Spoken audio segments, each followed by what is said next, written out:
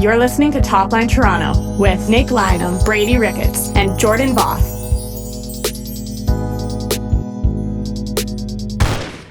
Good evening and welcome back to another installation of the Top Line Toronto Maple Leafs podcast. As always, I am joined by my good man and bearded brother, Mr. Jordan Voth. How are we doing? A little hiatus from us. A little bit of a crazy week for us, some family stuff, and I don't know if you've hit the Christmas party season of the year, but it's definitely that time for me. Shout out to KGS Group. They had us at the Fort Garry last night. Wonderful time, but I guess the NHL schedule it waits for nobody, and and they played a lot of hockey while we were away. Which is funny because we stayed on it weekly while they were playing like a game a week. And then all of a sudden they play this huge onslaught of games and we're nowhere to be found. We take an early vacation. Yeah. No, you're dead on. Like the holiday season never fails to just like throw a wrench into any type of planning you have or any type of routine you have. Always just something happens. You go, fuck, I don't have as much time as I thought. No. Yeah, but you're dead on. Like the Christmas holiday party season is in full swing. I had my first one this week, corporate one, first time really. I used to work in restaurants forever, so our Christmas parties were actually in fucking February or March because we were hosting all of them. This is my first true Christmas party one, so that was fun. We had ours at King's Head, which was even better. It was fantastic. Outstanding. But why don't we jump in? So like you said, bit of a lot of games played in the last couple weeks. So why don't we jump into the one that was most recently played tonight against Buffalo? Yep. Just finished watching that. Just finished watching it. Walter, I'm going to let you start off in this one because you were in the group chat kind of going hard in the first 10 minutes with potentially so. If this was an open, forum on Twitter per se, you would have been old take exposed for sure. So why don't we let you cook in on this one for the first little bit here? Oh man. What do you like?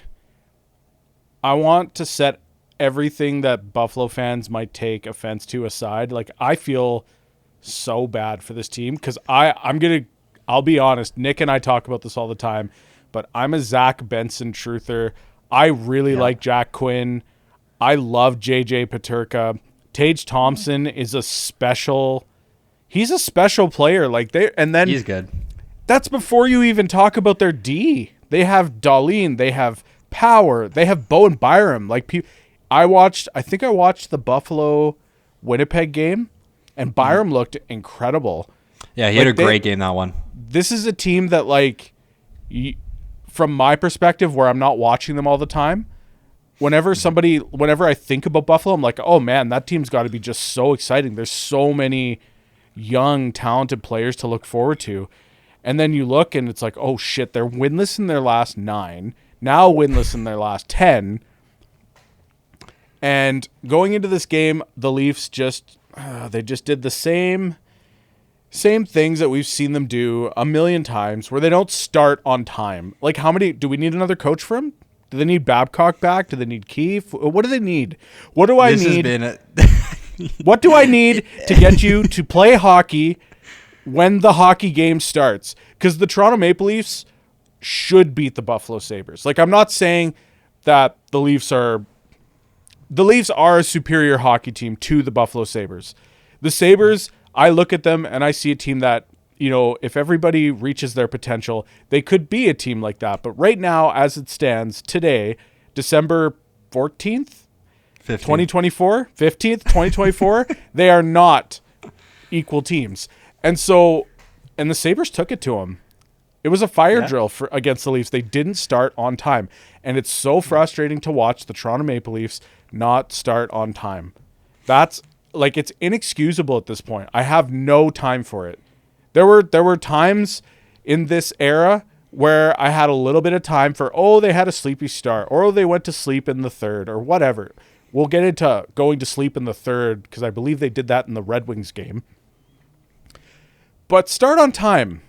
What the hell? It's the Buffalo Sabres. You couldn't find a team that's reeling more. The only team that I could think of that's having as bad a time as them is maybe the Rangers right now. Yeah. That was a lot. And then and then their talent takes over, right? And it's like, Yeah. and you just, that's where some guys will always say like, oh, the core four needs to be broken up. They're not worth their money and they don't do it in the playoffs. But like that kind of talent can some nights sleepwalk you to a win the way it did today. Awesome to see Robbie get on the board. John Tavares, I know you're a real Tavares Natty truther. Hattie. Yeah. Fine wine. Fine wine. The amulet rings the amulet. I mean, I got to find out which brand it is because I'm going to get the fucking order in. I'll send you the link. They're about $300. I've had it You know which one it is? Yeah, I do. I've had it in my cart a few times just because I think it would be just like a funny piece of Leafs memorabilia to have. Like, do you have Stephen Harper's Leafs book? Do I have Stephen Harper's Facebook? No, Leafs book. He wrote a book about the Toronto Maple Leafs. I most definitely do not. Is he from Alberta? Yeah, but he wrote a book while he was prime minister about the Toronto Maple Leafs, and I bought it because I just thought it was so funny. And then when I left my first office job, there was this hardcore conservative guy I worked with, and he hated the Toronto Maple Leafs, but he was such a like conservative fan. He's like, Harper was awesome, Shear was awesome, like. And I was like, none of these guys are awesome, but hey, man, here's your two favorite things, the Leafs and Stephen Harper. Enjoy. And I left it on his desk on my way out. But I should honestly circle back and pick up a copy of that again because it was just a funny thing to have. Like, it's something Leafs and it's something stupid, which, of course, I want to own that. As the guy who has like 12 of the Austin Matthews primes in his fridge right now. That is true. And he said, and every time he sends a picture of him buying one, he goes, I'm not drinking this shit. No, I've started pouring them down the drain because like there's like 110% of your vitamin B12 in that thing. And I'm just like, hey, that like it can't be good to have that much of anything. Any excess vitamin you have, you just end up exiting yourself anyways. Anyways, we got to reel this in a little bit. We're out to fucking Mars right now. Okay, I'm going to start with, like, you're dead on about the late starts going on. It's almost like the Leafs really need, to force everyone on the bench before puck drop to hit the smelling salt as hard as possible. Because, like, I don't get why they're so sleepy. Anything. We saw, I almost said Ty Domi. Max Domi get his first of the year this year. Dennis Hildeby gets another start from his emergency call-up. It sounds like we haven't really heard anything on the Anthony Stolar's side of the injury or why he left the Detroit Red Wings game. All we do know, or no, he didn't leave the Detroit game, sorry. The one before that. All we do know is that he did travel with the team to Detroit, so it doesn't sound like something overly severe, maybe just working through a muscular thing. I don't really know. We didn't have Fraser Minton in this Buffalo game, which is the first time that I believe he sat since his promotion to the Toronto Maple Leafs. Likely a rest day. Leafs have officially burned the first year of his ELC with him participating in 10 games. I truly think in his time so far that he's definitely earned a longer lasting role in this lineup. What do you think so far? What have you seen from him? I really liked that look of him and Gulbenkian, and I liked mixing Alex Steeves in there. I can't help but notice that, like, with the addition of Ryan Reeves and the subtraction of some of those other guys I just mentioned, that, again, their fourth line just doesn't produce any offense at all. It's a black hole in that regard. And so, and honestly, like, Reeves has still yet to fight. It's December. So I'm having a hard time figuring out exactly what value or role Ryan Reeves does for the Leafs. When Nikita Gulbenkian, when he's in the lineup, he's forechecking as hard as Reeves. He's hitting everything that moves. And this guy has upside. He's cheaper. I just see no reason why to keep throwing Ryan Reeves in as an everyday player over Nikita Gulbenkian. Like, I would be happy to have a little bit of a rotation. Like, I'm not saying Reeves should never touch the ice again, but I do think that if you want to start moving towards a system that's going to score a little bit more, I think you really need to start optimizing some of those roster decisions, because again, the scoring on this team is a problem. Yeah, I mean, like, I think what we see from Ryan Reeves is him on that fourth line, just trying to play as heavy as possible with forechecking and hitting. But that only goes so far if you're not actually contributing something else as well. Like we see guys like Max Pacioretty, I think, plays a really heavy game too. I mean, look at the hits he's thrown so far the last couple of weeks, even just on Jack Hughes, that huge one. And he's also contributing to the offensive, capabilities of the team playing that middle six. So I think you're dead on there. Like I think we're kind of. It almost feels like we're trying to reinvent the wheel a little bit with what we're trying to do with Ryan Reeves. Like how much are we actually going to be able to milk out of that cow? You know what I mean? Not to call him a cow, but. And I also like Ryan Reeves has had stretches of effective hockey for the Leafs. Yeah. And we've spoken about that a lot. Yeah. And I think in order to keep getting those kind of stretches, I think having him not play every single game is beneficial to achieving that. So I would like to see like a rotation of Reeves and Grebenkin, Steves, even Alex Nylander, who went down to the Marlies and had a 5-point night. Like this guy's too good for the AHL. He's kind of like a Nick Patan, if you recall that. Quadruple A is what we call him. Yeah. Same thing in baseball. Guys who are too good to play AAA, you get into the big leagues, and then it's too big of a step there right now. Exactly. So, but those are the guys that I like the idea of having those guys in the lineup so that because Ryan Reeves is never going to produce offense. Like it's not going to happen. That's not coming. No. But with Alex Nylander playing, as long as he's not costing you, he's done it before. It could happen. I'd rather try some stuff that, could have some potential rather than going with a sure thing that's just not going to produce what you need. And right now, like the Leafs need goals.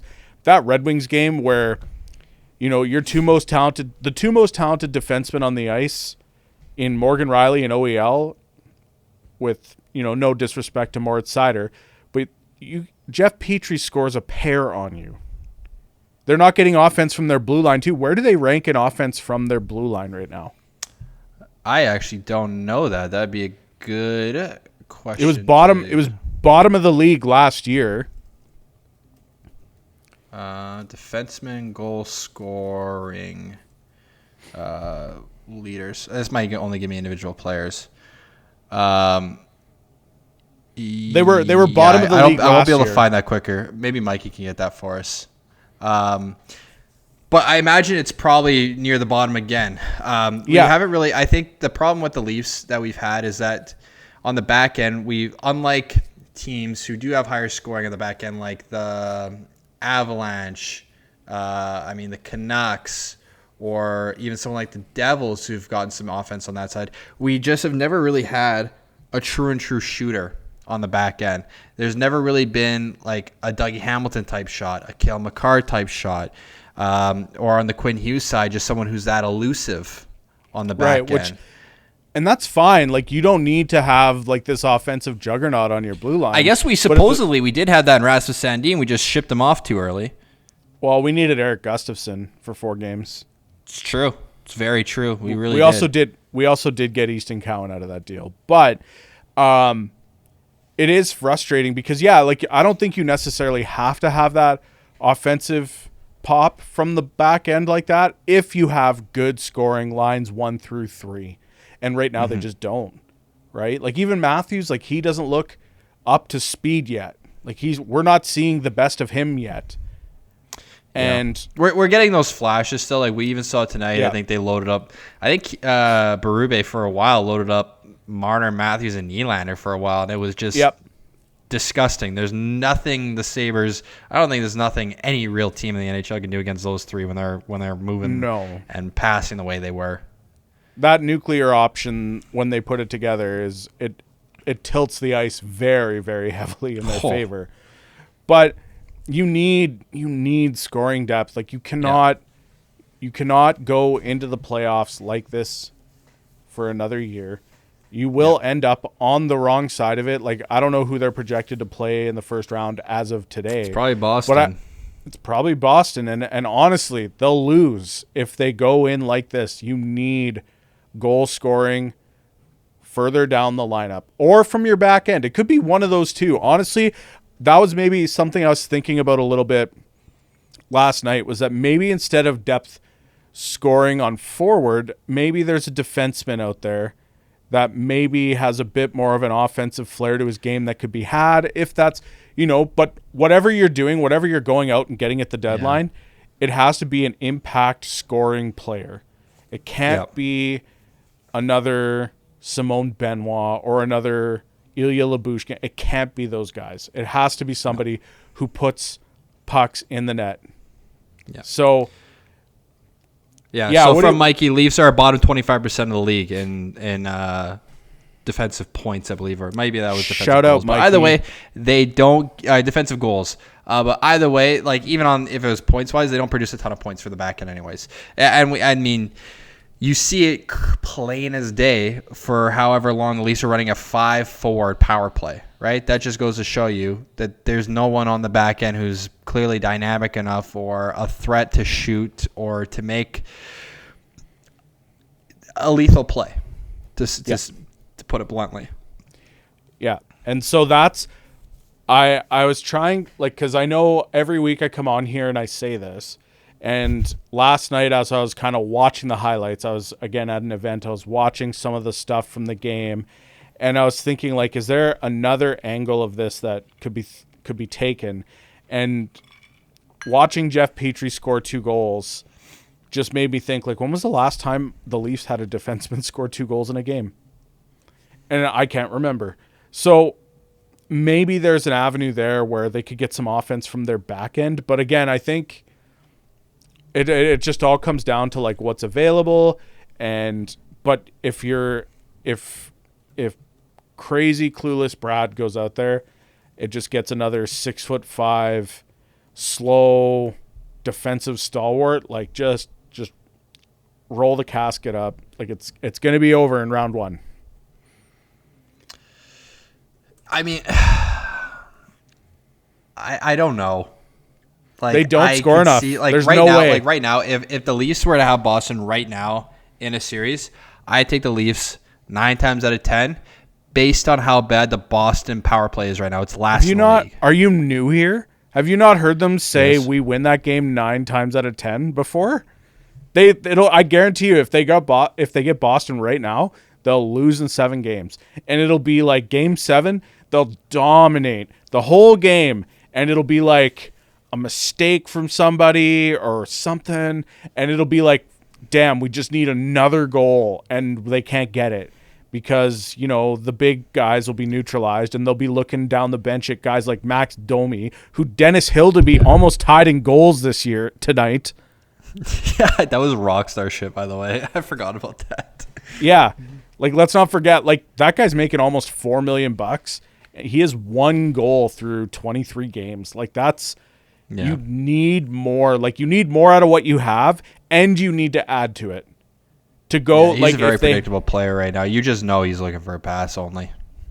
Yeah, and and again, I think that was part of the conversation that came up with them this week too, was that Berube had alluded to that, like, oh, we need to get some shot volume as well. Well, that didn't go well today. They were getting outshot 7-1 within 5 minutes of the game. Like, not starting on time, not generating volume. I think the shots ended pretty lopsided. They did. Even in the third period, like in the second period, it was 14-9, and then the third period, 19-7, which, I don't think the Sabres really had a shot in the back half of that third period. No, and you know what, though? In their defense, like, I can't imagine, like, they're winless in their last 10 now, and I imagine that by the time that third period rolled around, the circumstances in that game got to them mentally, and I'll tell you this, if the Leafs are out, and if the Buffalo Sabres can just take that goat head logo and put it in their blue and yellow colorway and keep those young, talented players, I'll cheer for them. I'm accepting applications, all right? I'll cheer for any other team. I just can't. The thing that keeps me up at night is Brad Treliving going out and trading for Ilya Lyubushkin at the deadline and just getting like some big brawny defensemen that just can't move the needle offensively, and then having to watch 7 games of them versus the Bruins. I love how traumatized you are as a Leafs fan, because like this reminds me, like, as in the in the group chat, it's almost, you remind me of those 2 season ticket holders at a Leafs game that every home game they wear the opposing team's jersey. Anytime there's a goal against, they always pan to those 2 in the stands pointing at the camera. You know who I'm talking about? Yeah, that guy and his daughter. You would fit in that duo as a trio so well.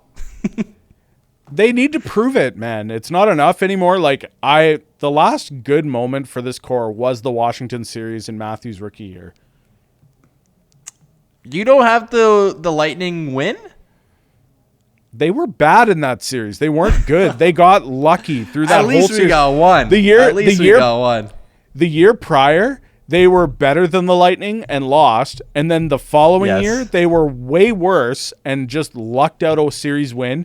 And you could see it right away in the next series when the Panthers absolutely rolled them. They weren't playing good. Yeah. So, no, like, I didn't watch that, and like, I felt a sense of relief that, like, for once in my adult life, they won a playoff round. Like, I'm 35. Like, let's get on with it already. But let's do something. Like, they have to prove it, man. Like, I'm not going to go if they don't make upgrades to their scoring, whether that's an offensive defenseman or a depth forward. It could be a center. It could be a winger. It could be a goalie who's really good at shooting pucks in the empty net situations. You just need more scoring. You need to score more goals. You have the top end talent that some nights sleepwalks you to wins.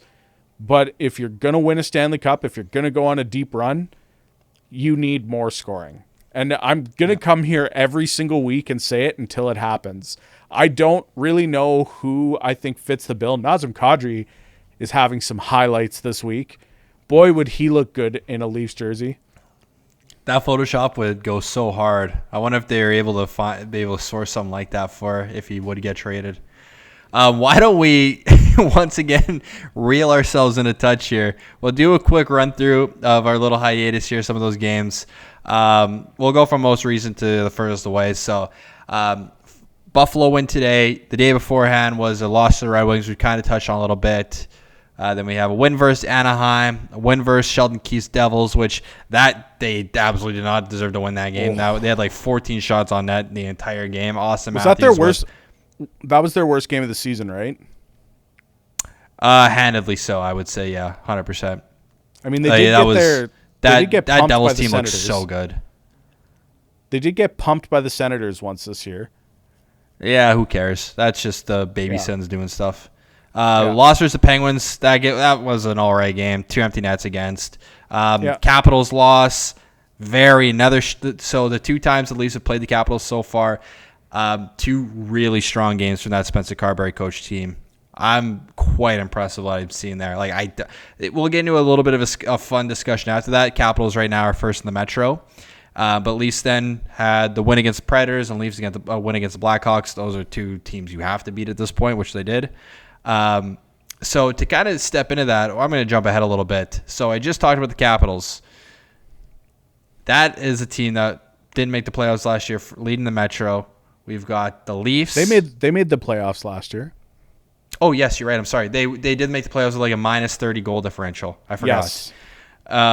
Leafs are leading the Atlantic. The Jets are leading the Central. And we have the Vegas Golden Knights leading the Pacific. Now, I have a fun question for you. We have our loving leader, Nick Lyne, who likes to profess the Jets are a paper tiger. The Capitals, everyone's got them written off as a fraudulent team. You say the Leafs are fraudulent. Are all 4 divisional leaders frauds? Not the Knights.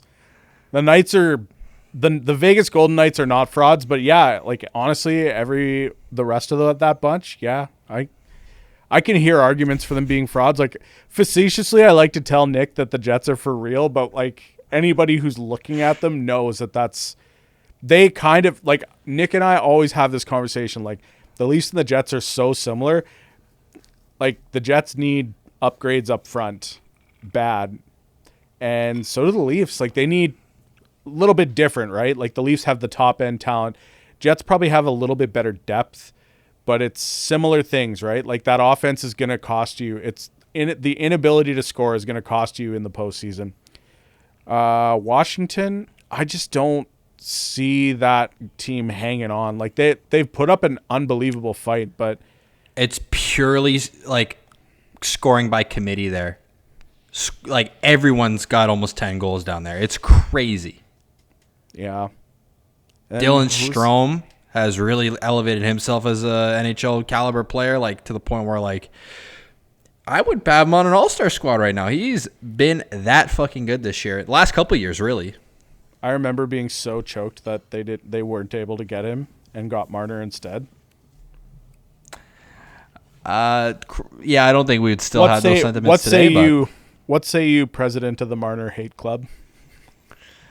Yeah, you know what? I'm so glad I was able to get that Marner hate shit out early in the season. Because now, like, I just think he's been easily, like, with Matthews being out, it's hard because I think the core four has been very good this year, no matter what. Like, it's be like, oh, Marner's been better than Nylander. Nylander's also been very fucking good, and so is Tavares in his, almost old man season. The only one who's kind of been a disappointment is Matthews, and we really don't expect that to last for much longer. No, obviously not. Right, like, so even this season has not been anywhere near a disappointment from the core four. Like they might have a game, like an off game or two, but to say that you're not going to win with that core four right now, I think is a little bit insane because it's so good. It's so good. Yep. Their top end talent, I think, is where it needs to be a championship caliber team. I think they have. Like how many teams have we seen with like two guys win?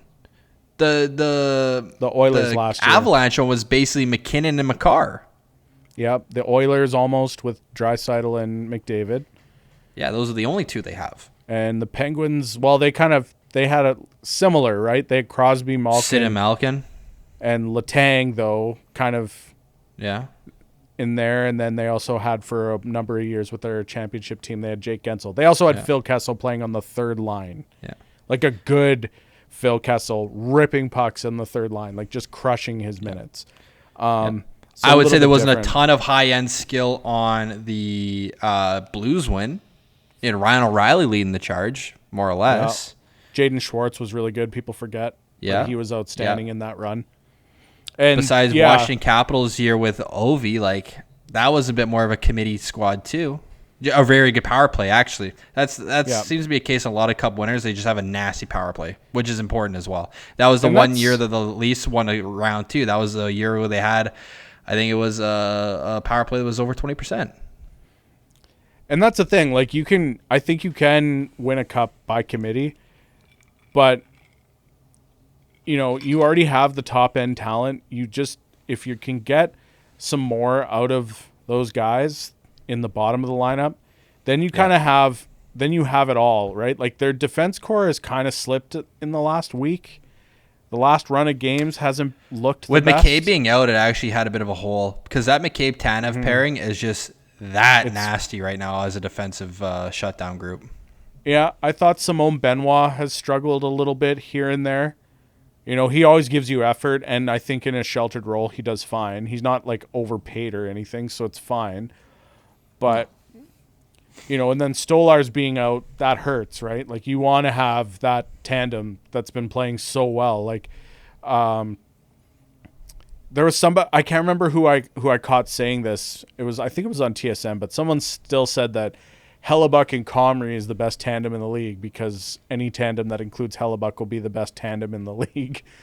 But I think that kind of violates the spirit of the question, like which two guys are shouldering the load evenly which together. Which two guys are going game for game, bar for bar, right? Yeah, and I right now I would give that to Woll and Stolarz. They've been excellent.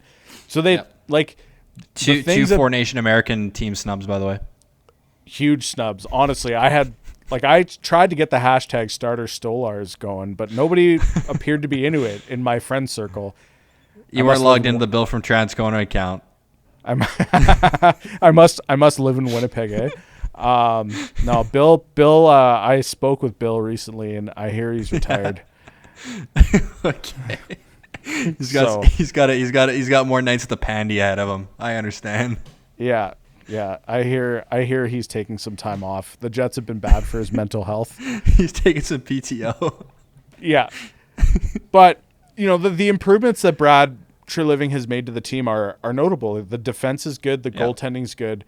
But I'm going to come on this show every single week and pound the table until they can get some scoring. And until they do that, what I would like to see from them is I would like to keep trying to bet on the upsides, right? Like, I don't want to bet on Ryan Reeves adding offense.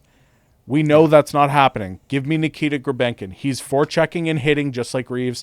It's not like Reeves is out there intimidating people or fighting people. He's yet to do it this season. Give me Nikita Grabenkin. Give me more Fraser Minton minutes, too. Fuck that. Give me. I love watching him play.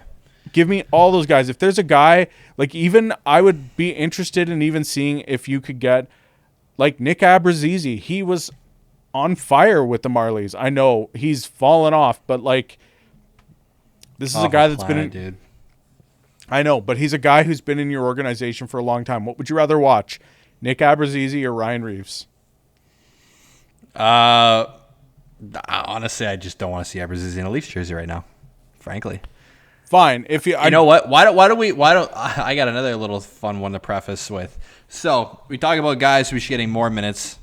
How about potentially a guy should be getting less minutes, according to certain Twitter analysts? Oh God. Tweet from Mr. Jack Hahn describing how Matthew Knies kind of looks like a bust with his numbers. Oh yeah. So he posted a screenshot, I believe it's from Natural Statric, showing his minutes, expected goals for, all that, with Matthews and Marner, and then without them. And the number was pretty staggering that apparently, shockingly, Matthews and Marner are play drivers for Matthew Knies. No shit. But that whole thing was a little bit cherry-picked because the largest sample size to pull from is Knies' rookie year. And if you actually just look at this year instead of last year, Knies actually has an expected goals for percentage above 50% and expected goals for. I think I said that. I can't remember if I said goals for or expected goals for. But you're completely discounting the strides that this guy has taken this year. And even like last year, even our Lord and Savior Nick Lynham was saying that he wasn't the biggest Knies guy. Him and I went to a Leafs game. He saw him live. And the same thing he said, he was like, yeah, it's not there right now, but you can definitely see the tools that are there. Him and I went to the Leafs game this year, and one of the first things he said was, Knies is for real. He looked awesome. So I don't think it's fair to take a guy on a sophomore year, look at his entire sample size in a rookie year where he was clearly adjusting and playing with guys that he had to learn how to play with in Matthews and Marner. Yeah. And kind of just throw this kind of a bust on the dartboard. Although he did hedge his bet with saying, well, he is young, he can learn. He's already there. He's already there. He's already, I think, established himself as one of the better power forwards the Leafs have had in the last, 5, 6, 7 years? Yeah, and credit to Nick for changing his opinion on it, because we both heard it from him that he wasn't a big believer in what he does. But let's also temper the fact that Matthew Knies was a second round pick. Okay, so to have somebody that you draft in the second round come in and make this kind of impact, right now he's on pace for over 30 goals. Yep. He's playing awesome, and he still has room to grow. And the numbers back up his case. He looks fantastic. He's playing really well. Yeah, I don't know why. And he doubled down on it too later, didn't he? Yeah, he started posting some videos and clips of Knies on the half wall making a harder play to Matthews where it could have also easily been a turnover from a defenseman coming in with pressure. But then at the same time, you're okay, well, he's doing his job of keeping the puck alive and getting it to one of the skilled players for them to make a skilled play off of. I don't quite understand the logic on that one, but nonetheless, I thought it was something to mention. To only take to take such a large sample size from his rookie year and kind of discredit, I think, what's been a very strong start to his sophomore season, I just thought was a little bit disingenuous. And what is not telling anywhere near a full story. Yeah, I also so unless you're doing the nuclear option of Nylander, Marner, and Matthews, or you're talking about an all-star team or the Four Nations roster, whoever is going to play on that line with Matthews and Marner is going to be the weakest of the three. It was true with Zach Hyman. It was true with Kasperi Kapanen. It's true with Matt Knies, and that's not a knock on any one of those players. When the Leafs, and it takes a certain talent and skill to be there, because remember the Leafs tried it with Kasperi Kapanen, who was a first-round pick. He was picked 14th overall in 2014, I think. Yeah, the Nylander draft. Never worked. Matthews didn't like playing with him. It didn't work. Zach Hyman, that guy built a career off of playing with Matthews and Marner. And nobody here is trying to tell you that Matthew Knies is going to be equal to Matthews or Marner. But as a second round pick who's in his sophomore season at the age of 22, on pace for more than 30 goals, he's been excellent. He's huge. He plays physical. He works his ass off. That is one guy on the team that I have the least amount of complaining to do about. No, and the least amount of worry I have. So I actually have it pulled up. So this was from the Jack Hahn tweet. So it was from 2023 to 2024 through to 2024-2025. Regular season, 505 minutes against all teams. So Matthew Knies, without Austin Matthews and without Mitch Marner, had 504 minutes played in the sample size, which is a lot, and had an expected goals for of 39.77. That was what Jack Hahn tweeted. So then I looked at that and I was like, well, that seems like that goes very much against, I guess, the eye test that I was seeing and that we had been talking about all year. Yeah. And then I noticed that in the top left corner that it was also included his rookie season. So I went, okay, well, let's just look at his sophomore season then, which I think is a bit more conducive to having a discussion about his development so far. Right? Yeah. And so then Matthew Knies, without Austin Matthews, without Mitch Marner, has played 60 less minutes without them than he has with them. So with them, he's played 166 minutes, and without them, he's played 101 minutes so far. It is his second highest amount of minutes played is without those two. Okay? And to put it in perspective, his expected goals for is at a 51.46 this year percent. And this was when I looked at it a couple days ago. It's probably changed the last couple of games. I haven't looked. But that's like a 10% increase in a year without the guys who are driving his play. Yeah. So I like I said, I thought it was a little disingenuous, if I'm being honest. He's been great. And I know there was something attached to the tweet about giving this guy $7 million would be a really big mistake. But if you go take a look at how young players who are playing this well get paid nowadays, and you'll see that $7 million is not crazy out of range, right? That's probably somewhere, if you're trying to lock him up for the next 8 years, that's probably somewhere in the ballpark of where you need to come in on. Look at Jake Sanderson. He's not living up to his billing right now, but he's going to over the next 8 years. And we saw lots of examples of that over the summer, over the last 2 years, really. Guys betting on their young talent and having that pay off for them. And I would love the Leafs to do that because we've been paying top dollar for every young player in this era. And getting somebody like Knies on a deal that could have surplus value over the next 8 would be wonderful. And if he plays like this, he's going to be worth it. Even us paying top dollar for the guys that we have, it still turned out well. These guys have developed into the players that they should be paid at. You know what I mean? Sure, it would be nice for a couple of them to be a couple $1 million less. Sure. Am I going to lose sleep about it? No. It's not my fucking money. And at least I get to see, when Kyle Dubas said the words, "We can and we will," that was well before we had a COVID-19 that completely halted the salary cap the salary cap expansion for a little bit. And it's still maintained itself, and they're still able to do it. So, I'm just happy enough that we get to still call all those guys Maple Leafs to begin with.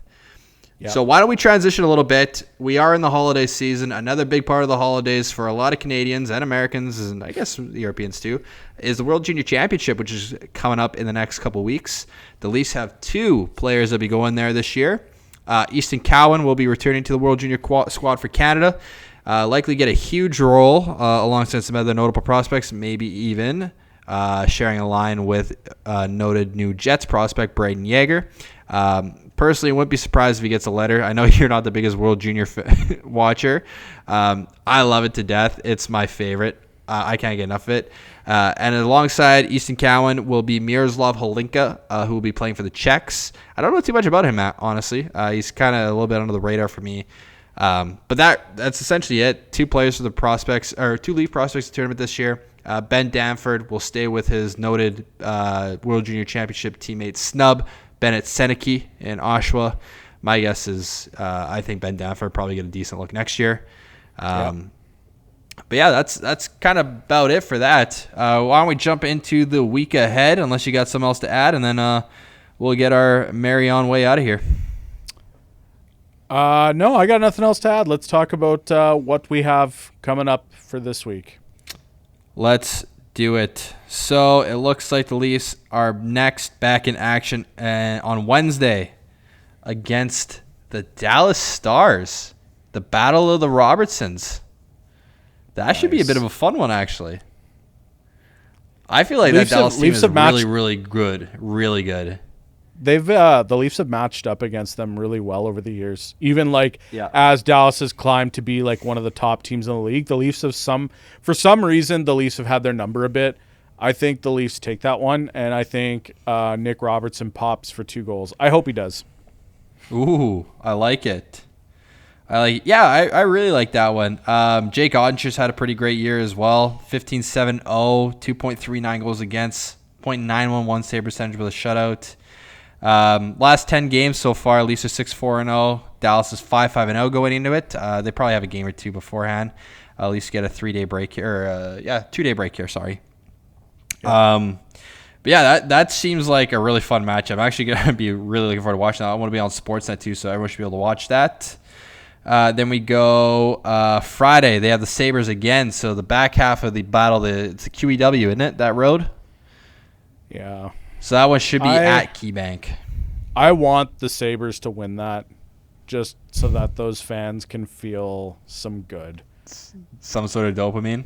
Yeah, even in Buffalo, that will be a home game for the Leafs. Yeah. I feel like they've definitely it was always a narrative for so long that the Leafs always lost in Buffalo every single game. And I feel like that kind of got snapped when I think Matthews scored his 70th or something. Or no, I think he beat Wendell Clark's record. Yes, that's right. In Buffalo, right?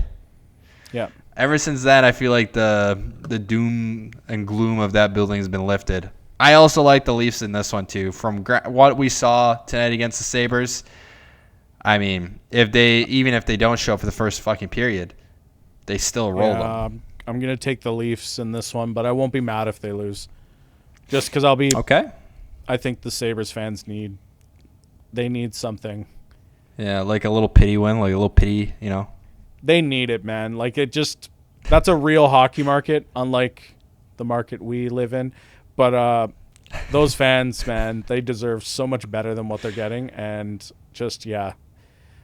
And then our Hockey Night in Canada matchup is the old Lou Lamoriello Islanders. Yeah, back-to-back. Not a lot of travel in that one, though. Buffalo to Toronto is 2 hours driving. The Leafs are going to take the Islanders one. I'd love to see a Pierre Engvall goal. But I got 7 years to see it. So, team, dude. Well, whatever. There's 7 years for him to get one against the Leafs. Yeah, has he even played NHL games this year? He's played NHL games, but he's been demoted to the AHL. But he's got 6 years left on that deal, man.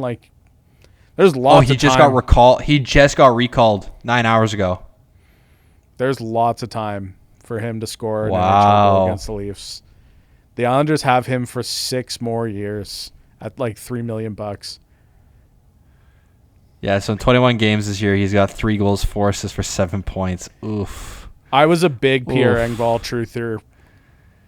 I love he has all the tools, and I loved watching him play. I watched him play here with the Marlies, and I was always man, this guy is awesome. And even when Lou made that deal, I was that's a lot of term, but for $3 million, with the cap going up, and I was squinting at that one saying, like, maybe that's my bias. Like, I just loved this player.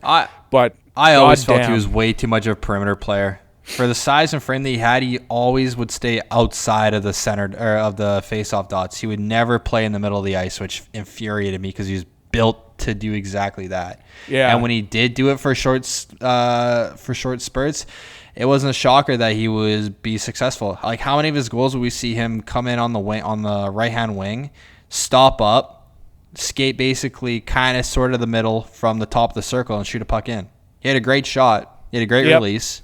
He had great speed. He had great size. He's never figured out a good way to fucking utilize it. Yeah. It was the most frustrating thing about him.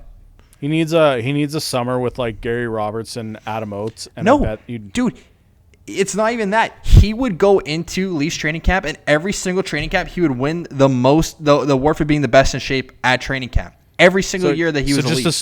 Just a summer with Adam Oates would probably set him then. Maybe, I don't know. Change the curve up, change his mindset. Well, Adam Oates only cares that you don't go offside. But anyways, I think that about does it for us. You'll see us here next week. As always, the two same goofballs talking about the same stuff. Over and over. We'll be talking about depth scoring next week. See you then. Yeah, see you then. Father, thanks so much for joining me. Mikey, as always, thanks for hosting us. Yeah. Everything you guys do has been awesome. So appreciate it. Have a happy holidays. You don't hear from us from then. Even if you do, I'll say it again. But thank you. Thank you, Mikey. Thank you, Brady. I'll see you guys next week. See ya. This has been a Top Line Media production.